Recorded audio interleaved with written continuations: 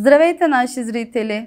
Аз съм Перихан, представителка на български пациенти в клиника Доктор Хи за затлъстяване и метаболитна хирургия. Днес ще говорим с нашия доктор Хасан Ардам относно затлъстяване. С това видео искаме да ви дадем повече информация за леченията при бариатрична и диабетна хирургия. Здравейте, доктор! Ако сте готов, да започваме. Можете да започнете. Какво е затлъстяване? Obezite genel tabiriyle vücutta Затлъстяването е състояние, когато в тялото има повече мазнини, отколкото нормално би трябвало. Затлъстяването може и да се класифицира като натрупване на мазнини в тялото, защото приетите калории са повече от изгорената енергия. Затлъстяването, разбира се, не е само надаване на тегло. То е много важно заболяване поради допълнителните здравословни проблеми, които причинява. Често в резултат от запушвания в сърдечните съдове. Затлъстяването води до болести като сърдечно-съдови заболявания, диабет и проблеми с холестерола. Кой се счита за тестя? Затлъстяването е заболяване, което се определя съгласно стандарт от Световната здравна организация. Тази болест има различни етапи и те се определят чрез индекс на телесната маса, който се получава чрез разделяне на теглото на пациента в килограми на квадрата на ръста му. Пациентите с индекс на телесна маса между 20 и 25 са с нормално тегло. Тези между 25 и 30 са с наднормено тегло, а тези над 30 са с затлъстяване.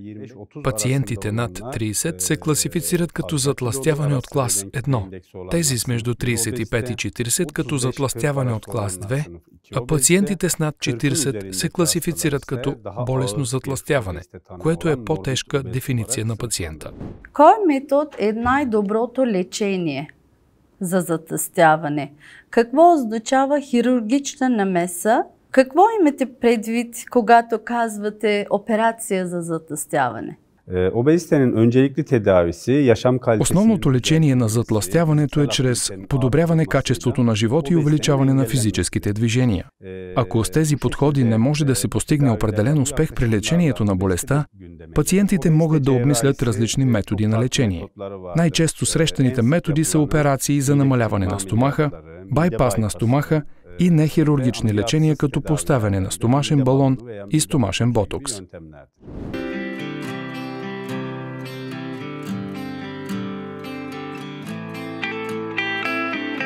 Сега искам да ви питам особено за намаление на стомаха. Какво представлява ръкавна гастректомия? Кой отговоря на условията за тази операция? Препоръчваме тези операции на пациенти с индекс на телесна маса над 35 и на такива с допълнително заболяване като диабет, хиперхолестеролна хипертония и на жените, които имат поликистоза на яйчниците. Дори да няма допълнително заболяване над 40, особено препоръчваме тези операции. Винаги се казва, че индекс на телесна маса трябва да бъде 35 и повече за тази операция. Какво е това индекс на телесна маса? Как се измерва? Индексът на телесна маса е метод за изчисляване, използван от Световната здравна организация за класифициране на затлъстяването. Това е стойност, получена чрез разделяне на теглото на пациента в килограми на квадрата на ръста му. Тези с индекс на телесна маса 30 до 35 се класифицират като затлъстяване тип 1. Тези между 35 и 40 се класифицират като тип 2 и над 40 като затлъстяване тип 3. Тези изчисления са метод, използван от Световната здравна организация за определяне на броя на затлъстяването в световен мащаб. Как се извършва тази операция и колко време отнема? Операциите за намаляване на стомаха се извършват по затворен метод, наречен лапароскопия. Операцията се извършва чрез проникване в корема на пациента с 3 или 4 дупки и е с бърз процес на възстановяване. При тази операция премахваме приблизително 80% от стомаха. Не само обемът на стомаха се намалява, но и апетита на пациента се редуцира, тъй като апетитният център е премахнат, за да може да се постигне успешна загуба на тегло. Това са операции, които отнемат около 1 час. Възстановителният период след операцията също е много бърз. След болезнен период от 3-4 часа пациентите обикновено започват да се движат и вървят още вечерта след операцията. Те лесно възвръщат ежедневните си движения и изписването им се планира постепенно след първото хранене. Те могат да бъдат изписани след 2 или 3 дни хоспитализация.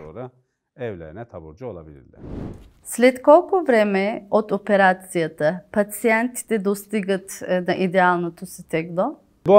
Скоростта на загуба на тегло след тези операции зависи от диетата, хранителните навици и физическите дейности на пациента.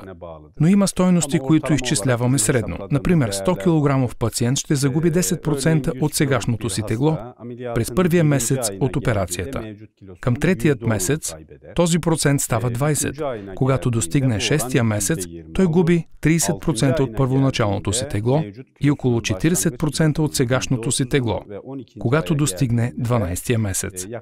Например, 100 кг пациент губи 10 кг през първия месец от операцията и достига 90 кг. През третия месец тази загуба на тегло става 20 кг и намалява до 80 кг. През 6-тия месец това се увеличава до 30 кг и намалява до 70 кг.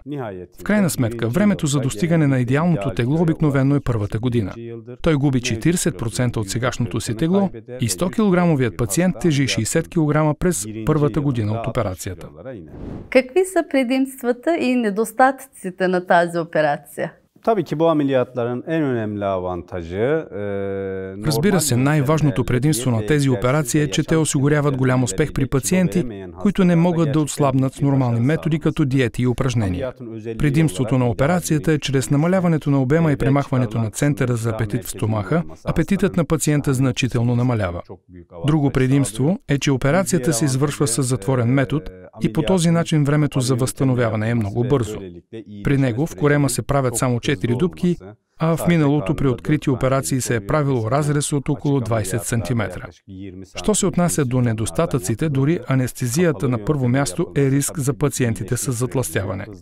Когато пациентът има диабет, хипертония, проблеми в различни сърдечни съдове, свързани с холестерола, съществува риск по отношение на анестезията. Друг риск е, че има шевове около 20 см в стомаха, и тези шевове могат да се разкъсат и да отворят раната, особено през първите 15-20 дни. Това са рисковете от тази операция. Какви лекарства се приемат след тази операция? След операцията през първите 10 дни обикновено правим инжекции за разреждане на кръвта на нашите пациенти. В допълнение им даваме стомашните защитни хапчета, които те ще използват през първите 3 месеца. Тъй като след тази операция има известно повишаване на киселината в стомаха, а ние искаме да предотвратим това.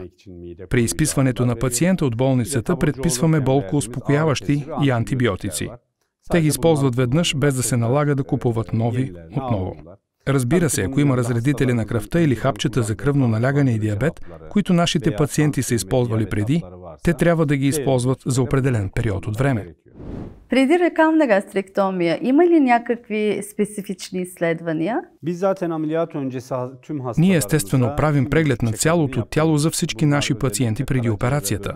Това включва тестове за чернодробна и бъбречна функция, ултразвук на коремната кухина. Ултразвукът показва количеството мазнини в черния дроб или ако има проблем в жлъчния мехур. Ултразвуковите тестове на белите дробове и рентгенографията на сърцето са много важни, защото ако пациентът се подготвя за операция и има проблем с сърцето или белите дробове, той трябва да бъде открит. Ако има някакво заболяване, то трябва да се лекува преди операцията. Как протичат хранителните процеси след тази операция? През първите 15 дни след тази операция нашите пациенти трябва да са на течна диета. При тази течна диета протеините се набавят чрез протеинови шейкове, приготвени с вода и мляко.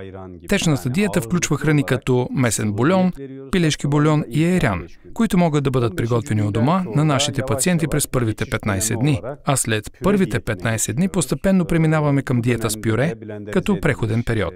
Нашите пациенти консумират блендирана храна през този период. След първия месец пациентите преминават към консумирането на твърда храна. Правилата, които те ще прилагат в живота си от сега нататък, са валидни след първи месец.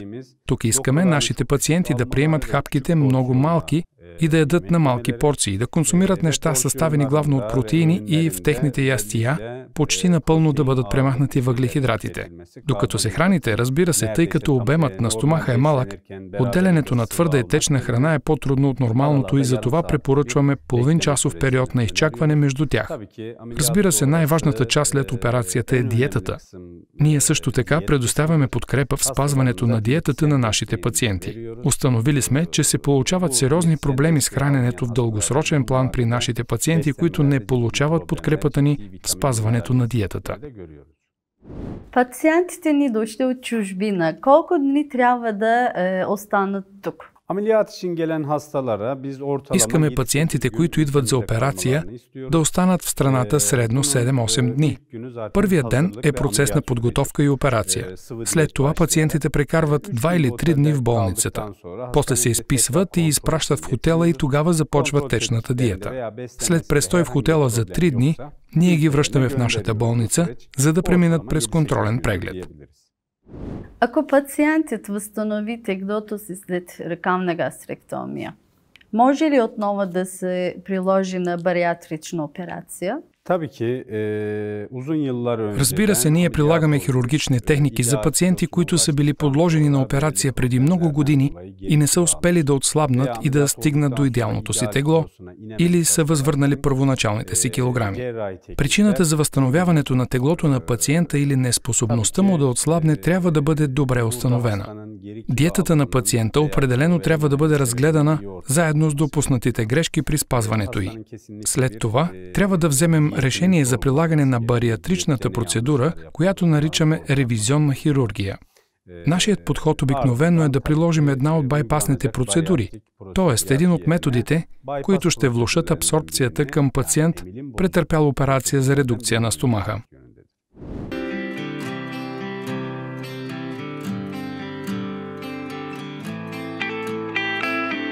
Сега искам да ви питам за гастрик байпас, особено диабет тип 2. Какво е диабет тип 2? Какви са разликите между тип 1 и 2? Диабетът е разделен на два типа според недостатъчното усвояване на инсулин в организма или неспособността на панкреаса да произвежда инсулин. Диабет тип 1 е неспособността на панкреаса да произвежда инсулин. Той не може да произвежда почти никакъв инсулин и е заболяване, което започва в ранна възраст. И в лечението му обикновено се използва инсулин като добавка. Друг тип диабет е диабет тип 2. Който обикновено се придружава от затлъстяване, когато произведеният в организма инсулин е по-малък от инсулина, използван в панкреаса, т.е. недостатъчен инсулин. Ние сме в състояние да лекуваме определена част от пациентите с диабет тип 2, като решим проблема с теглото и като нарушим усвояването на част от захарта. Какво е лечението на диабет тип 2? Ако секретираният от панкреаса инсулин е недостатъчен и една от причините е наднорменото тегло, диабет тип 2 може да бъде лекуван хирургично. Когато в началото се открие заболяването, лечението е да се увеличи физическата активност и да се поддържат хранителни навици. Ако не се излекува с тях, се използват инсулинова поддръжка и лекарства, които ще увеличат производството му с външен инсулин. Друга опция за пациента може да бъде и един от хирургичните методи, за които трябва да се направят подробни тестове. Байпасният метод може да лекува диабет тип 2, ако пациентът е подходящ за процедурата и е сигурен, че има диабет тип 2. Как се извършва тази операция и колко време отнема? При тези операции на първо място трябва да се премахнат обема на стомаха на пациента и частта, която създава инсулинова резистентност. В допълнение към това трябва да се отвори нов път между стомаха и червата, което е метод, който едновременно ще наруши абсорбцията от тънките черва и ще увеличи секрецията на инсулин в панкреаса. По този начин пациентът едновременно се отървава от настоящия проблем с теглото и абсорбцията на захар в приетите храни е нарушена. Друго предимство е, че храната, преминаваща през тънките черва, достига последната част на тънките черва и повишава инсулиновата резистентност на панкреаса. Някои от пациентите с диабет тип 2 успешно се лекуват с тази хирургична процедура. След колко време от операцията пациентите изписват от болницата? Средната продължителност на престоя в болница след поставянето на байпас е 3 дни. След 3 дни нашите пациенти могат да започнат течна диета и да бъдат изписани. Течният период е за първите 15 дни, периодът на пюре след 15 дни и накрая твърдият период през първият месец съставляват основния хранителен режим на пациентите. След първия месец е много важно да избягвате приема на въглехидрати, за да се регулира кръвната захар, с цел проследяване на състоянието на пациенти с диабет. Преди гастрик байпас, има ли някакви специфични тестове? Освен тестовете за сърдечна, белодробна, чернодробна и бъбречна функция, които искаме преди операцията, трябва да направим тестове, показващи инсулиновия резерв на панкреаса, преди хирургичното лечение, което ще направим. Това са нивата на кръвната захар на гладно и след хранене и нивата на инсулин на гладно и след хранене. Необходими са и някои тестове за разграничаване на диабет тип 1 и тип 2 или тестове, които показват разликата между автоимунните заболявания, които ние наричаме автоимунен диабет. Каква е разликата на процедурите между операцията на стомашен ръкав и стомашен байпас?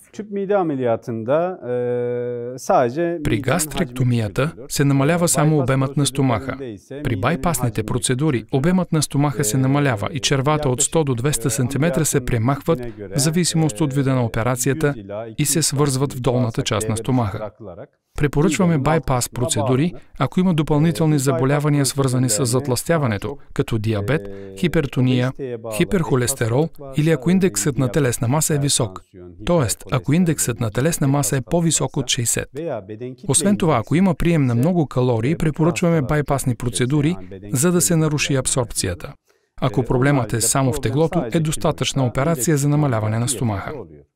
Пациентите ни мислят, че байпасните процедури правят по-голяма загуба от колкото стомашен ръкав. Какво бихте казали като специалист по тази тема? Според научните изследвания в дългосрочен план се вижда, че няма голяма разлика по отношение на теглото и постоянството, което пациентът губи при тези две операции. Единственият фактор, който осигурява трайна загуба на тегло, са хранителните навици на пациента. Особено при пациент, който зависи от шоколада и прекомерните въглехидрати, независимо дали става дума за байпас или намаляване на стомаха. Увеличаването на теглото е неизбежно. Разбира се, може да се каже, че тъй като абсорбцията е нарушена при байпасните методи, е по-трудно да се възстанови теглото. Според нас това не е вярно, защото храните, съдържащи излишни калории, винаги водят до наддаване на тегло.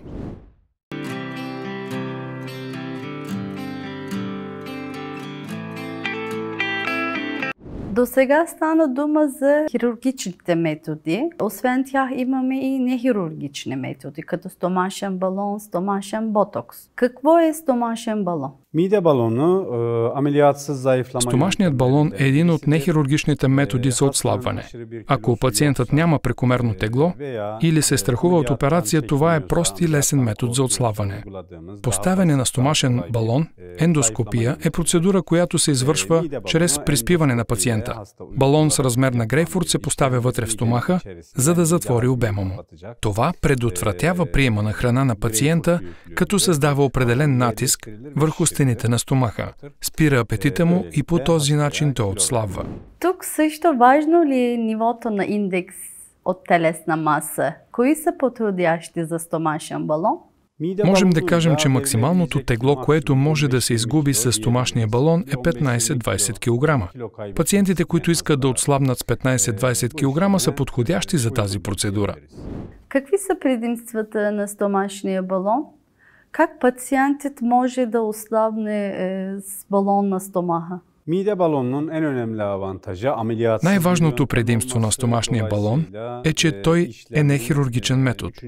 Това е способността на пациента да се върне към ежедневните си дейности веднага. Това е нехирургичен метод и за това няма рискове, свързани с операцията. След като балонът е приложен, той затваря около половината от обема на стомаха, а това води до намаляване на количеството на прием на храна. По този начин апетитът на пациента се редуцира до известна степен и той започва да отслабва. След колко време от процедурата пациентът се изписва? Тъй като поставянето на стомашен балон се извършва под седативна анестезия, е необходимо да останете под наблюдение в болницата за около 2 часа след процедурата. След това можете да бъдете изписани и да се върнете към ежедневната си работа. Има 3 вида балони. 6-месечни, 12-месечни и елипс балон, който е много известен напоследък. Какви са разликите между тези балони? Днес се използват 3 вида балони. 2 от тях са съответно с 6 месеца и 12 месеца продължителност на престоя им в стомаха. 6-месечният балон се поставя с една манипулация и трябва да се отстранява на всеки 6 месеца. 12-месечният балон остава в тялото 12 месеца, но този балон има предимство. Може да се надува допълнително на 3-месечни периоди, така че да се постигне по-контролирана загуба на тегло. В допълнение към тях, новият балон елипса, за който чуваме повече днес, е балон, който се поставя с една манипулация и не изисква анестезия. Той се изхвърля от тялото сам през 4-тия месец, така че няма нужда от втора процедура. Процедурата на стомашен балон включва ли някакви рискове или усложнения? Например, може ли да се спукне стомаха? Процедурата за поставяне на стомашен балон не носи риск за сериозни усложнения. Единственото известно усложнение е, че течността в балона намалява, тъй като стомашната киселина разтваря стената на стомашния балон. За да предотвратим това, ние поставяме синя вода в течността, която сме надули. Когато има дупка в балона, пациентът го забелязва, защото урината му става синя. За около 12 часа с помощта на ендоскопия можем да разрешим този проблем. Хора с стомашни язви или рефлукс имат ли възможност за стомашен балон? Не препоръчваме стомашен балон на пациенти с рефлукс или язва, защото първо трябва да се лекуват тези заболявания. Когато поставим стомашен балон на пациент с рефлукс, пациентът може да изпита сериозни диспептични проблеми, тъй като секрецията на киселина в стомашния балон ще се увеличи. Ако пациентът има язва на стомаха или на 12-пръстника, първо трябва да се лекуват тези състояния. След това може да се постави чрез извършване на стомашна балонна контролна ендоскопия. При леки случаи на гастрит прилагаме стомашен балон и даваме стомашни защитни хапчета, докато балонът стои в стомаха, така че нямаме никакви проблеми при пациенти с гастрит. Извършваме подробна стомашна оценка с ендоскопия, преди да поставим стомашен балон и преди процедурата, за да сме сигурни относно заболяванията на пациентите. Възможно ли е човек да напълне след отстранение на балона от стомаха? Загубата на тегло е когато балонът е в стомаха, а след като балонът бъде отстранен, пациентът трябва да продължи хранителните навици, които е придобил. Пациентите, които се отказват от тези навици, вероятно ще възвърнат загубеното тегло след отстраняването на балона. Как протича хранителните процеси след тази процедура? Разбира се, след поставянето на балона, пациентът трябва да спазва определен диетичен режим. Особено важно е да приема течна диета в продължение на 2-3 дни, защото докато балонът е в стомаха, стомахът ще го възприеме като храна и ще предизвика спазми и гадене. След това препоръчваме той да консумира храни, съдържащи предимно протеини, през периода, докато балонът не бъде отстранен. Изключваме въглехидратите от диетата, тъй като въглехидратите могат да причинят забавяне на метаболизма.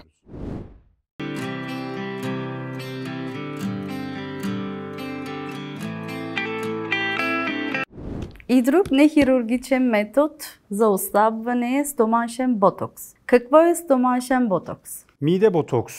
Стомашният ботокс е метод, който потиска апетита на пациента чрез анестезиране на стомашните мускули с ендоскопия, която предотвратява движенията на стомаха и обезболява апетитния център с ботулинов токсин.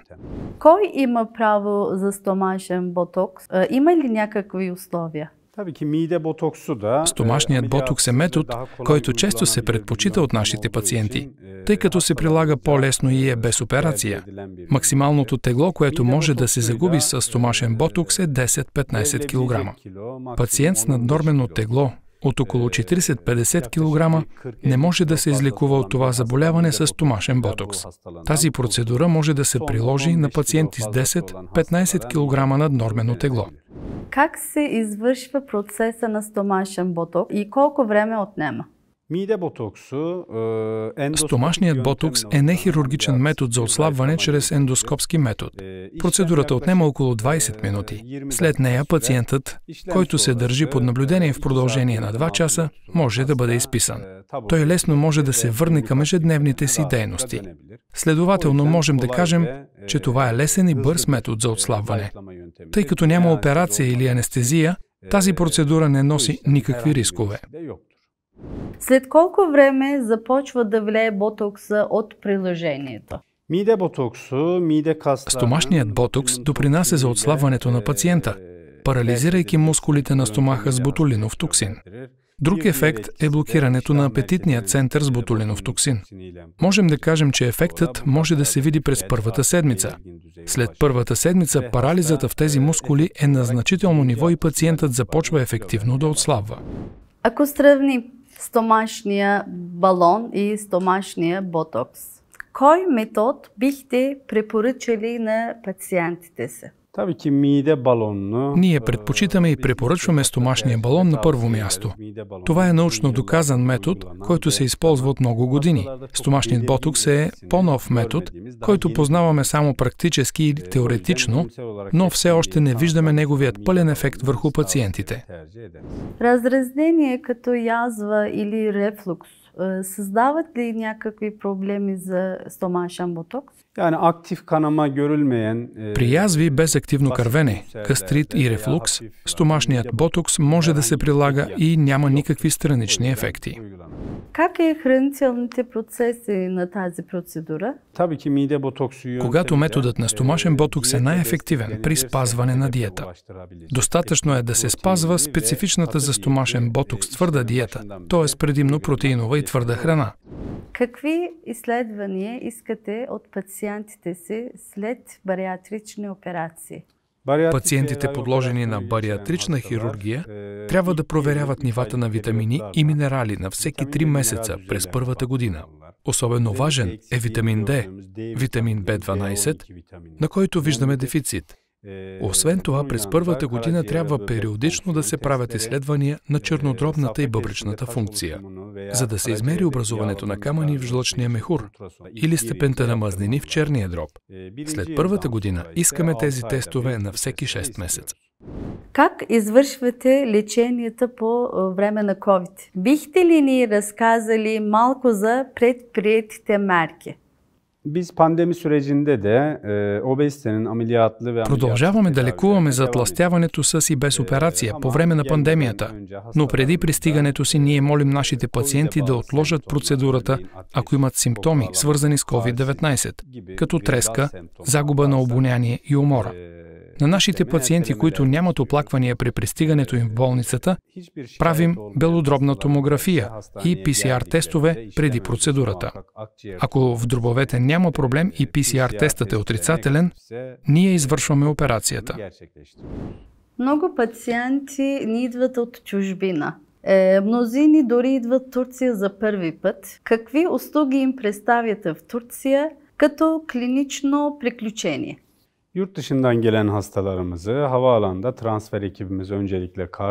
Персоналът ни посреща пациентите, идващи от чужбина на летището, след което пациентите посещават болницата. След срещите с нас и диетолога извършваме хоспитализационни процедури. Това включва цялостен преглед на тялото и здравословното състояние на пациента. Извършва се белодробна томография и PCR тестове за COVID-19. Правят се кръвни тестове, тестове за чернодробна и бъбречна функция, рентгенография на гръдния кош и се измерва кръвната захар. Ако сметнем за необходимо, пациентът се среща с кардиолог и пулмолог. След това преминаваме към операционния процес. Отвеждаме пациента си в отделението за ендоскопия нагладно сутринта на операцията. Разглеждаме стомаха му с ендоскопия, като приспиваме пациента, след което го отвеждаме за извършване на операция. След 3 дни хоспитализация изпращаме пациентите до хотелите, с които сме сключили договор. След престой там около 3 или 4 дни, пациентът посещава отново болницата. След консултация с диетолога и нас, ние изпращаме нашият пациент обратно в страната му. И накрая, имате ли някои думи, хора, които обмислят за операцията? Когато се обмислят такива операции, е необходимо да се проучат клиниките, в които да се отиде, опита на лекаря, другите отдели на клиниката и дали характеристиките на болницата са подходящи за тези операции. Постоперативното настаняване също е много важно. Да бъдеш близо до болницата и да поддържаш постоянен контакт с клиниката е много важно по отношение на следоперативния процес. След завръщането си в страната, клиниката и пациентът определено не трябва да прекъсват комуникацията си. Пациентите трябва да извършват контролни прегледи през 3-месечни периоди и да осведомяват своите лекари и диетолози. Много ви благодаря. Аз ви благодаря. През целия период аз съм с вас. За повече информация свържете се. Довиждане!